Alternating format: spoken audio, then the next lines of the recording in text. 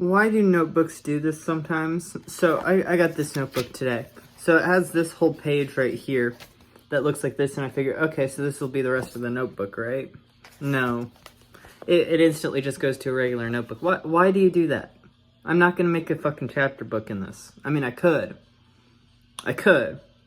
But I write too sporadically and spread out to have that be a fucking possibility. Like, anything I write is like I can start something in this notebook, but it's gonna also feed in then to whatever's written prior, maybe in here, or, you know, any other fucking notebook, or anything else that I write afterwards, because it's kind of like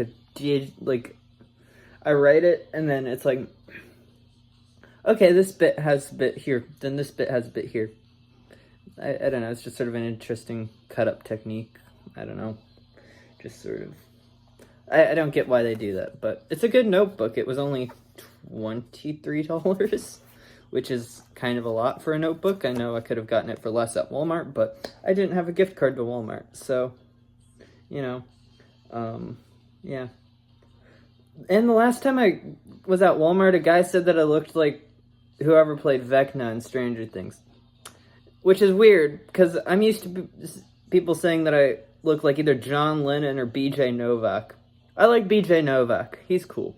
I like that movie he did, Vengeance. That's a really good movie.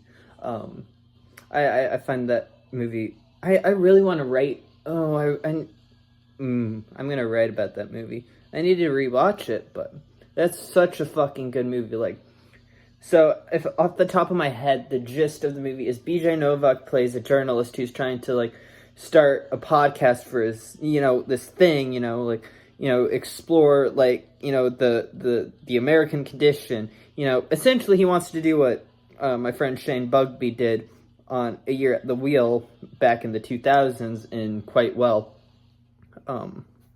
But in that, he goes to Texas because there's, so basically, he sleeps with this girl, but she dies of a drug overdose, and she basically lies to her family that he's with her. And so he gets invited to the funeral and kind of acts like, you know, he doesn't exactly know what to do, you know, because on the one hand, it was just, you know, as he says in the movie, it makes notes, it was just a meaningless, you know, hookup, but, you know, he gets dragged into this whole thing as a result.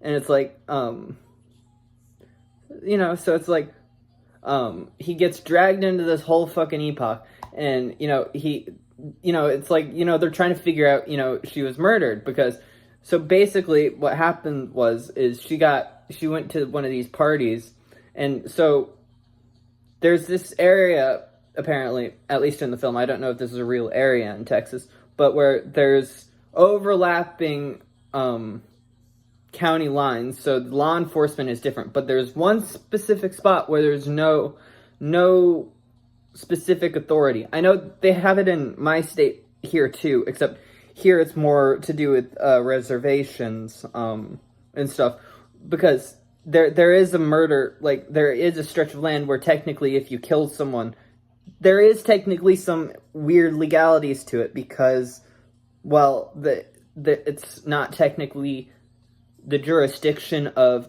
the state or whatever, the police, but it's the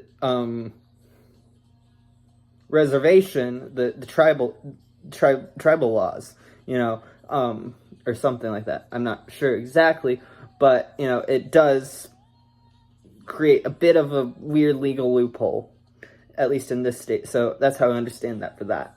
But it's like, so she dies of an overdose there because, so basically she's a wannabe musician, and the person who first started producing her, essentially kind of got her hooked on, I think it was opiates, or whatever, and, you know, the whole time, like, you know, the touted line by literally everyone is, you know, she wouldn't touch so much as an Advil or something, you know, except it said so much and in, like, verbatim by every single person in the same exact phrasing that you kind of get the sense early on in the movie, it's like, you know, like, okay, something's weird, because everyone's saying the exact same thing in regards to her consumption of pills, then come to find out later that she was a perpetual pill popper. But, what killed her was, like, she could have been saved, but the people, the music producer that was supplying her with the substance just didn't care enough, because, she would have gotten arrested for drug peddling, and, I'm pretty sure, dragging someone's body out to the middle of the desert after they die on something, I don't know. I think there's some sort of malfeasance legally in that. I'm not sure. I'm sure there is. There's always some sort of thing.